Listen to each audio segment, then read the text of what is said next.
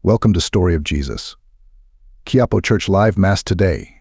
We attend the Holy Mass on Tuesday, 29th October 2024, Tuesday of week 30 in ordinary time. The kingdom of God is like the yeast that leavened 3 measures of flour. Please be quiet and attend Mass. Subscribe to the channel to follow the next Masses. Sa ngalan ng Ama, ng Anak, at ng Espiritu Santo. Amen. Sumainyong Panginoon. At sumainyo rin. Mga kapatid, aminin natin ating mga kasalanan upang tayo maging marapat gumanap sa banal na pagdiriwang. Inaamin ko Sa makapangyarihan Diyos at sa inyong mga kapatid, na lubha ako nagkasala sa isip, sa salita at sa gawa, at sa aking pagkukulang. Kaya isinasamo ko sa mahal na Biring Maria, sa lahat ng mga anghel at mga banal, at sa inyong mga kapatid, na ako'y ipanalangin sa Panginoon ating Diyos. Kaawan tayo na makapangyarihan Diyos, parin tayo sa ating mga kasalanan, at patnubayan tayo sa buhay na walang hanggan. Amen. Panginoon, kaawan mo kami. Panginoon, kaawaan mo kami. Kristo, kaawan mo kami. Kristo, kaawaan mo kami. Panginoon, kaawan mo kami. Panginoon, kaawaan mo kami. Manalangin tayo. Naman namin makapangyarihan ang pananampalataya, pag-asa at pag-ibig namin ay iyong dagdagan. At gawin mo mahalin namin ang iyong mga kautusan, upang sa pangako mo kami maging dapat makinabang. Sa panggitan ni Jesucristo kasama ng Espiritu Santo magpasawalang hanggan. Amen.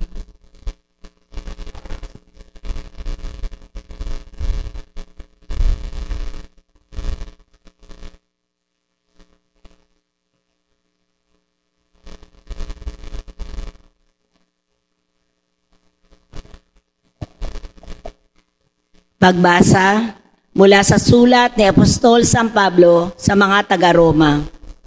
Mga kapatid, saganang akin, ang mga pagtitiis sa kasalukuyan ay hindi mayahambing sa iyahayag ng kaluwalhatiang sa atin. Nananabik ang sanglilikha na ihayag ng Diyos ang kanyang mga anak. Nabigo ang sanglilikha hindi sa kagustuhan nito, kundi dahil sa ito ang niloob ng Diyos. Gayunman, may pag-asa pa, sapagkat ang sanglilikha ay palalayain sa pagkaalipin nito sa kabulukan at makakahati sa maluwalhating kalagayan ng mga anak ng Diyos. Alam natin na hanggang ngayon, ang sanglilikha ay dumaraing sa paghihirap. Hindi lamang sila, tayo mang tumanggap ng Espiritu bilang unang kaloob ng Diyos ay napapahimutok, samantalang hinihintay natin ang pag-ampon sa atin ng Diyos, ang pagpapalaya sa ating mga katawan. Ligtas na tayo at inaasahan natin ang kaganapan nito. Ngunit, ang pag-asa ay hindi pag-asa kapag nakikita na ang inaasahan, sapagkat sino ang aasa sa nakikita na? Ngunit kung umaasa tayo sa hindi natin nakikita, ito'y hihintayin natin ng buong tiyaga. Ang salita ng Diyos. Salamat sa Diyos. Gawa ng Diyos ay dakila, kaya tayo'y natutuwa. Gawa ng Diyos ay dakila, kaya tayo'y natutuwa. Nang lingapin tayo ng Diyos, at sa Siyon ay ibalik, ang nangyari kasaysayang parang isang panaginip. Lahat tayo ay natuwa, masasayang nagsiawit. Gawa ng Diyos ay dakila, kaya tayo'y natutuwa. Ang sabi ng mga bansang nagmamasid sa paligid, ang ginawa ng Diyos nila ay dakila, anong rikit. Dakila ngang masasabi, pambihira ang ginawa. Kaya naman kami ngayon, kagalakay di kawasa. Gawa ng Diyos ay dakila, kaya tayo'y natutuwa. Kung paanong inuulan, yaong mga tuyong batis. Sa sariling bayan namin, kami poon ay ibalik. Silang mga nagbubukid na nagtanim na may luha. Bayaan mo nang mag-aning masasaya't natutuwa. Gawa ng Diyos ay dakila, kaya tayo'y natutuwa. Yaong mga nagsihayong dalay binhing nananangis ay aawit na may galak, dalay aning pagbalik. Gawa ng Diyos ay dakila, kaya tayo'y natutuwa. Alleluia, Alleluia. Papuri sa Diyos Ama, pagkat ipinahayag niya, hari siya ng mga aba. Alleluia, Alleluia.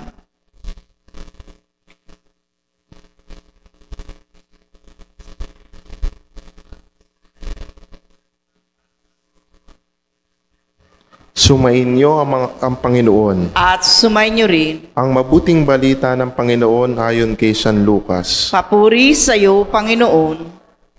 Noong panahong iyon, sinabi ni Jesus, ang mga katulad ng paghahari ng Diyos. Saan ko ihahambing ito? Katulad ito ng isang butil ng mustasa na itinanim ng isang tao sa kanyang halamanan. Ito'y lumaki hanggang sa maging punong kahoy at namugad ang mga ibon sa sanghay nito.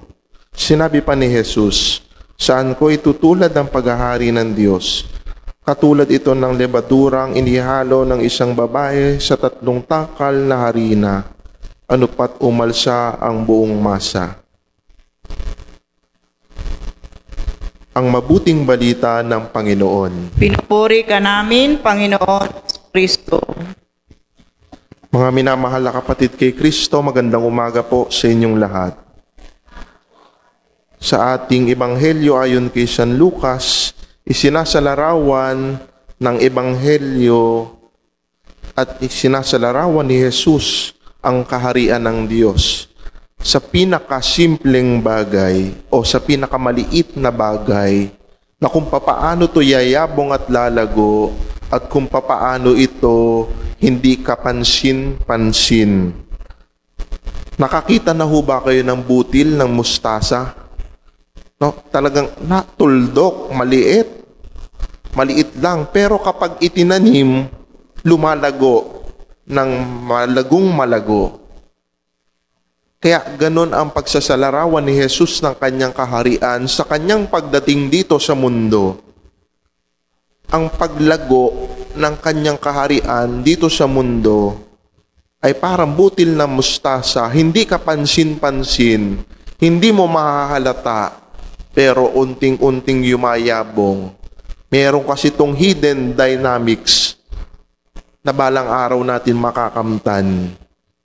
Pero kahit ganong kaliit, ibig sabihin, hinahayaan ng Diyos mamamayani ang kanyang kabutihan dito sa mundo upang madama din natin ang kanyang paghahari dito sa lupa. Sa kanyang pagdating dito sa mundo, napakasimple ng kanyang pamumuhay ni Jesus. Ipinanganak sa sabsaban, kasama ng mga hayop, walang bahay na nagpapatuloy kay Maria at Jose. Lahat itinakwil sila, kaya nauwi sila sa sabsaban. Anak ng isang karpintero at ng ordinaryong babae, lumaki sa piling ng karpintero at nagpapahayag na ng salita ng Diyos. Kaya hindi siguro siya kapansin-pansin sa mga pinuno ng bayan at ng mga leader ng mga Hudyo. Kaya kahit anumang sabihin ni Jesus sa mga magagandang salita, hindi siya pinakikinggan dahil siya'y nagmula sa ordinaryong pamilya. Sa simpleng pamilya, anak ng karpintero at isinilang sa sabsaban. Ganong kasimple ang pagpasok ng Panginoon sa mundo, parang isang maliit na butil na mustasa. Kaya mapapalad yung mga taong naniwala sa Kanya nung panahong iyon. Mapapalad yung mga taong kahit simple ang Panginoon, naniwala sa Kanya. At ito si Jesus na nagsasalita mismo ng mabuting balita, na nagpapahayag ng kaharian ng Kanyang Ama. Simple pero lumalago. Ganon ang kaharian ng Diyos. At tayo po ay mapalad sapagkat tinatamasa na natin ang mga pinaghirapan ni Jesus, pinaghirapan ng mga apostol, pinaghirapan ng mga santo at santa ng simbahan, ng mga martir, na tayo ay ngayon ay tumatamasa ng pananampalatayang meron tayo. Ang simbahan, ang pananampalatayang minana natin, ang mga sakramento na noon ay hindi kapansin-pansin nung nagsisimula pa lamang si Jesus. Kaya noon ang banal na misa, ang mga unang Kristiyano, patago, breaking of the bread, patago sila. Kasi ang tingin sa kanila ay traidor at terorista. Kung saan man sila magpahayag ng mabuting balita sa iba't ibang dako ang mga apostol, ang tingin din sa kanila, traidor at threat. Pero tayo, ang swerte natin, kahit po ako nung bata, parang nadatnang ko na lang din, napupunta na lang tayo sa simbahan na wala tayong threat, na walang banta sa atin. Talagang meron tayong simbahan at simbahang mapupuntahan upang manalangin. Meron tayong pananampalataya na minanakagad natin at ang kailangan na lang nating gawin, ipahayag ito. Lalo-lalo na dun sa mga Kristiyanong kagaya natin na natutulog ang pananampalataya. Ganon ang kaharian ng Diyos. Simple. Pero kapag umunlad, talagang punong-puno ng pagpapala at kabutihan ng Diyos ang namamayagpag. Idalangin po natin na sana yung mga kagaya nating Kristiyanong tulog ang pananampalataya ay makita ang kahalagahan ng kaharian ng Diyos. Dahil ang kaharian ng Diyos ang palaging magtutulak sa atin tungo sa buhay na walang hanggan, tungo sa ating kaligtasan.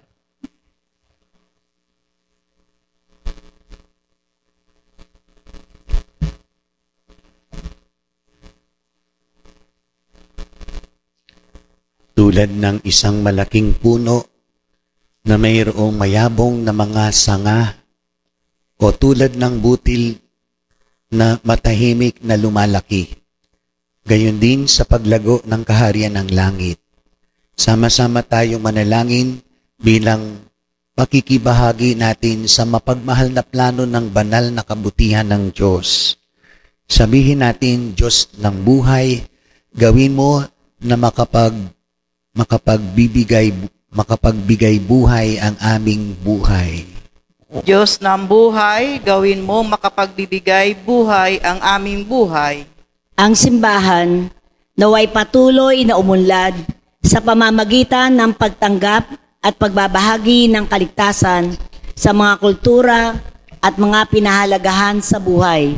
Manalangin tayo sa Panginoon. Diyos ng buhay, gawin mo makapagbigay buhay ang aming buhay. Yaong mga nasa programa ng pagpapaunlad ng ekonomiya, naway bigyan suporta ang mga magsasaka at yaong mga nagpapaunlad ng lupa, naway alagaan at igalang ang likas na kalikasan.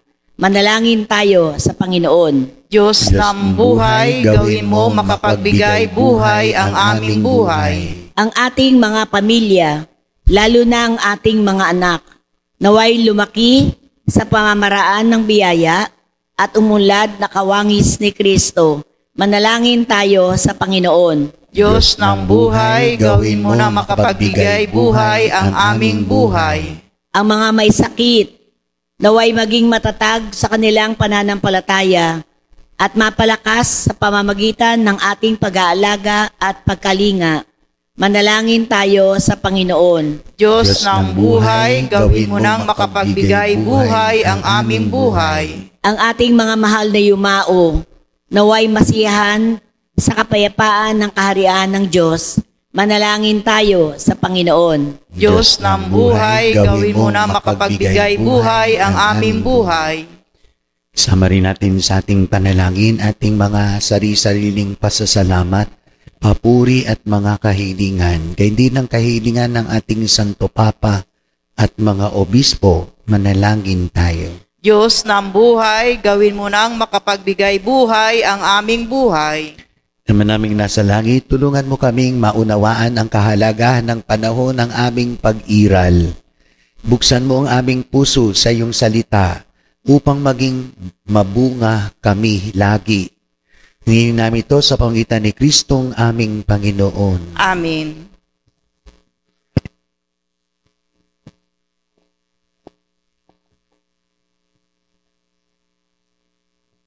Kapuri-puri ka, Diyos amang lumikha sa sanlibutan, sa iyong kagandahang loob, narito aming maiaalay mula sa lupa at bunga ng aming paggawa. Ang tinapay na ito para maging pagkaing nagbibigay buhay. Kapuri-puri ang puong may kapal, ngayon at kailanman. Kapuri-puri ka, Diyos amang lumikha sa sanlibutan, sa iyong kagandahang loob, narito aming maiaalay mula sa katas ng ubas at bunga ng aming paggawa. Ang alak na ito para maging inuming nagbibigay ng iyong espiritu. Kapuri-puri ang puong may kapal, ngayon at kailanman. Diyos amang lumikha, nakikiusap kaming mga makasalanan.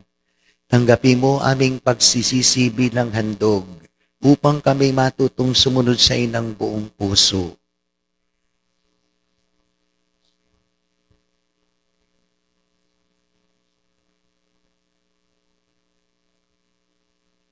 Manalangin kay mga kapatid, ating paghahinig ng Diyos amang makapangyarihan. Tanggapin nawa ng Panginoon itong paghahain sa iyong mga kamay, sa kapurihan niya at karangalan sa ating pakinabangan at sa buong sambayan niyang banal. Manalangin tayo. Kami namin lumikha, tunghayan mo ang mga alay na aming inihahain sa iyong kadakilaan, upang ang paglilingkod na aming ginagampanan ay humantong sa iyong lalong ikadarangal. Sa pamamagitan ni Jesucristo, kasama ng Espiritu Santo, magpasawalang hanggan. Amen.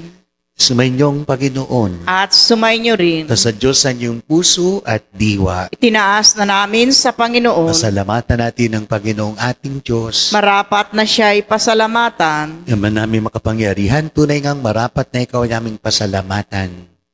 Pinagbibigyan mong ito'y aming maihayag, kahit ito'y walang anumang maidadagdag, sa kadakilaang sa iyo ay likas.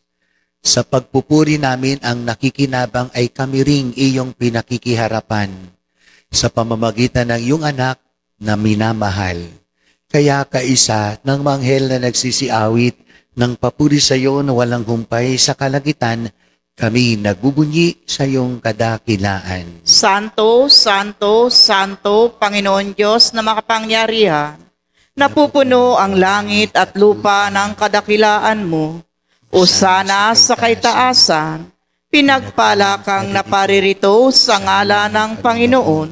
Osana sa kaitaasan. Naman naming banal, ikaw ang bukal ng tanang kabanalan.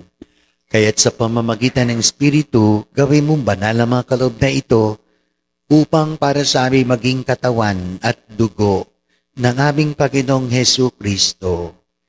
Bago niya pinagtiis ang kusang loob na maging handog, hinawakan niya ang tinapay, pinasalamatan kanya, pinaghati-hati niya yon, iniabot sa kanyang mga alagad at sinabi, "Tanggapin ninyong lahat ito at kanin.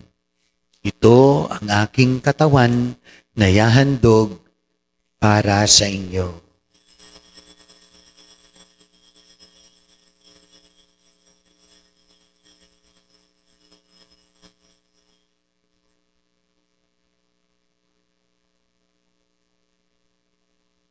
Gayun din naman nung matapos ang hapunan, hinawakan niya ang kalis, muli kanyang pinasalamatan. Iniabot niya ang kalis sa kanyang mga alagad at sinabi, "Tanggapin ninyong lahat ito at inumin. Ito ang kalis ng aking dugo, ng bago't walang hanggang tipan. Ang aking dugo na ibubuhos para sa inyo at para sa lahat, sa ikapagpapatawad ng mga kasalanan. Gawin niyo to sa pag-alaala sa akin."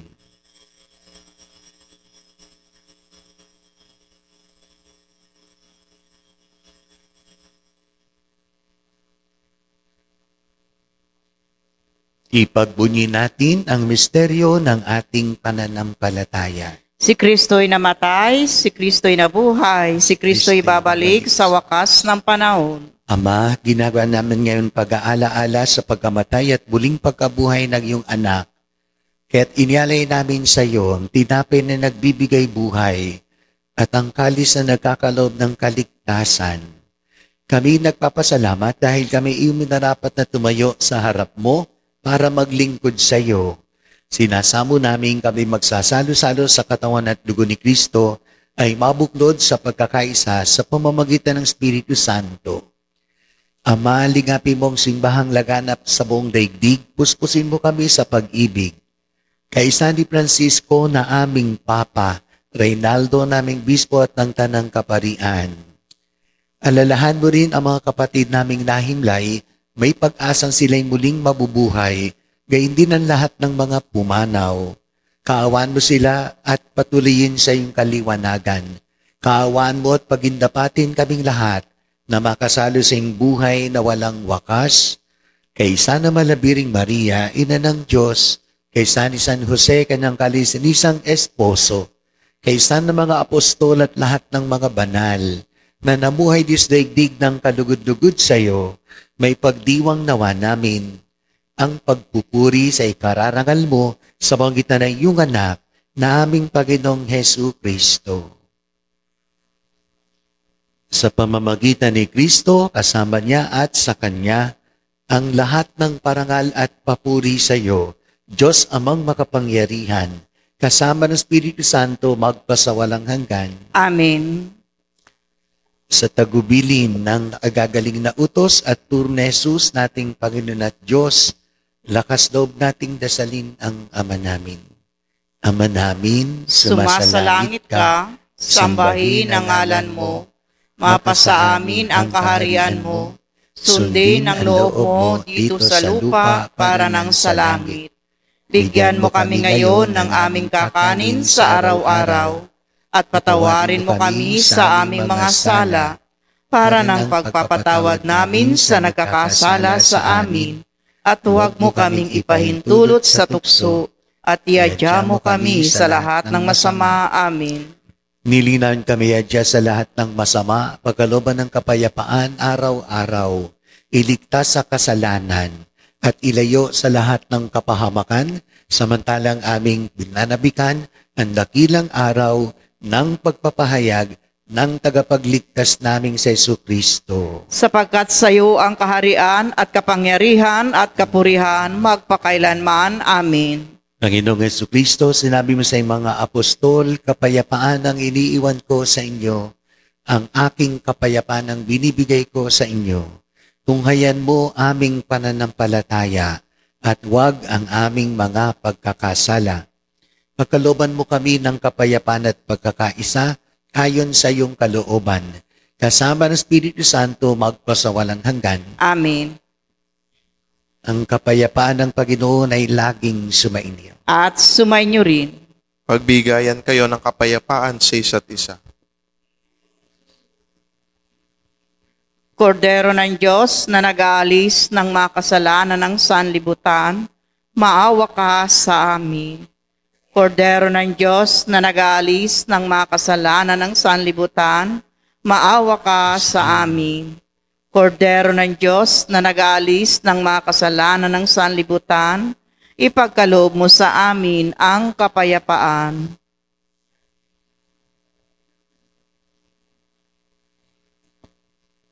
Ito ang kordero ng Diyos na nag-aalis sa mga kasalanan ng sanlibutan, mapapalad ang inayahan sa kanyang piging. Panginoon, hindi ako karapat-dapat na magpatuloy sa iyo, ngunit sa isang salita mo lamang ay gagaling na ako. Ipagsanggalang nawa tayo ng katawan at dugo ni Kristo para sa buhay na walang hanggan. Amen.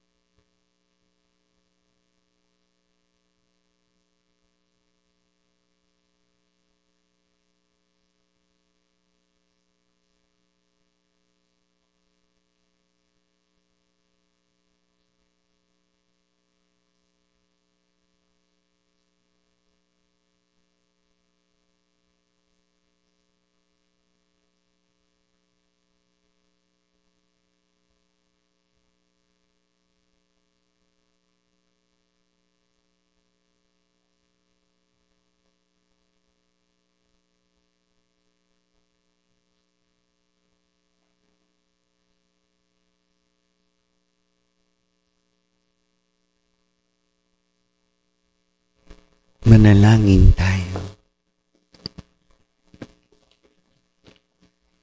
Naman naming mapagmahal, maging lubos nawa ang aming pakikinabang sa tinanggap namin sa piging mong banal, upang ang aming ginaganap ng lantaran ang siyang aming makamtang tunay, sa pamamagitan ni Jesucristo kasama ng Espiritu Santo magpasawalang hanggan. Amen.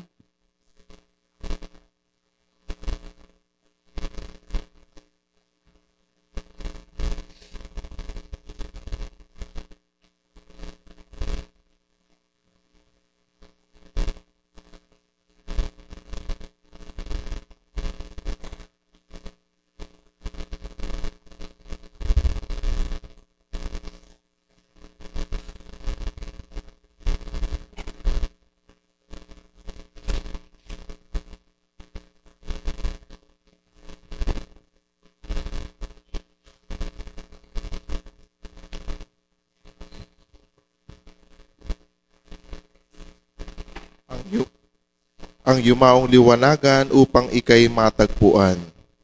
Upang ikaw ay matagpuan. Himlayan ng mga patay ay hinatnan mo ng buhay, Panginoon nagtagumpay. Ang yuwanong Nagbunyi ang mga patay sa dulot mong kaligtasan, Panginoong nagtagumpay. ang yumaoy liwanagan upang ikay matagpuan. Kapayapaan kailanman at ilaw na walang hanggan sa yumaoy iyo'y ibigay. Ang yumaoy liwanagan upang ikay matagpuan. Diyos na lumikha at sumagip sa aming lahat, patawarin mo ang mga minamahal naming pumanaw sa lahat ng mga naging kasalanan nila, upang ang kanilang pinakamimithing makamtan ay mapasa kanila, pakundangan sa panalangin matintiman sa iyong kamahalan. Panginoon na bubuhay at nagahari magpa sa walang hanggan. Amen. Mga minamahal kong kapatid, manalangin tayo sa Diyos amang maawain para sa mga minamahal nating pumanaw upang sila'y sa kandungan ni Kristo'y humimlay. Sa bawat manalangin ng ating itutugon, isinasamo namin kami iyong dinggin. Isinasamo namin kami iyong dinggin. Patawarin mo ang mga mahal naming yumao sa mga nagawa nilang kasalanan, kami sumasamo. Isinasamo namin kami iyong dinggin. Gantimpalaan mo ang mga mahal naming yumao sa nagpanilang kabutihan, kami sumasamo. Isinasamo namin kami iyong dinggin. Kami sumasamo. Isinasamo namin kami iyong dinggin. Itulot mo na ang mga mahal naming yumao ay makasalo ng mga banal sa kalangitan, kami sumasamo. Isinasamo namin kami iyong dinggin. Pagkamitin mo ng kaningningan sa piling mo ang mga minamahal naming yumao, kami sumasamo. Isinasamo namin kami iyong dinggin. Ama naming makapangyarihan, ikaw ay nagahari sa mga buhay at mga patay, at maawaing tumutunghay sa iyong mga pinatnubayan sa pananampalataya at paggawa ng kabutihan. Idinadalangin namin ang mga namumuhay dito sa sanlibutan at ang mga pumanaw sa kabilang buhay upang pakundangan sa pagdalangin ng mga banal, kahabagan mo at gawaran ng kapatawaran ng mga nagawang pagsuway sa iyong kalooban sa pamamagitan ni Jesucristo, kasama ng Espiritu Santo, magpasa walang hanggan. Amen. Ama namin, sumasalangit ka, sambahin ang ngalan mo.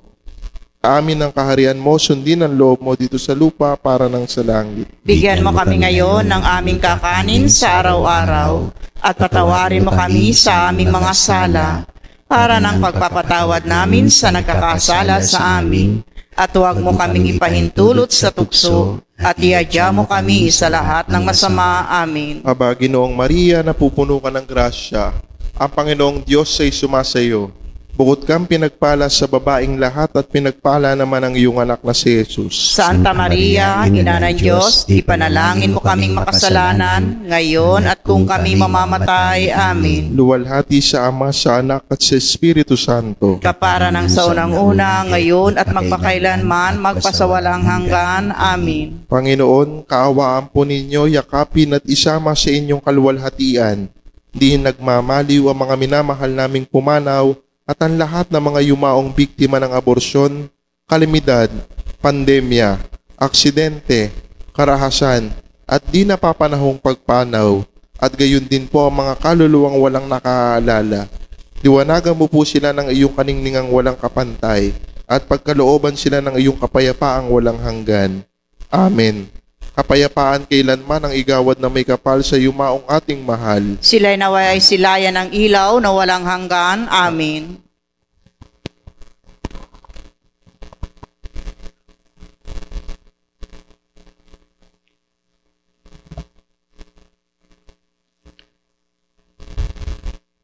Sumainyong Panginoon, At sumayin niyo rin. pagpalain kayo na makapangyarihang Diyos Ama at ng Anak at ng Espiritu Santo. Amen.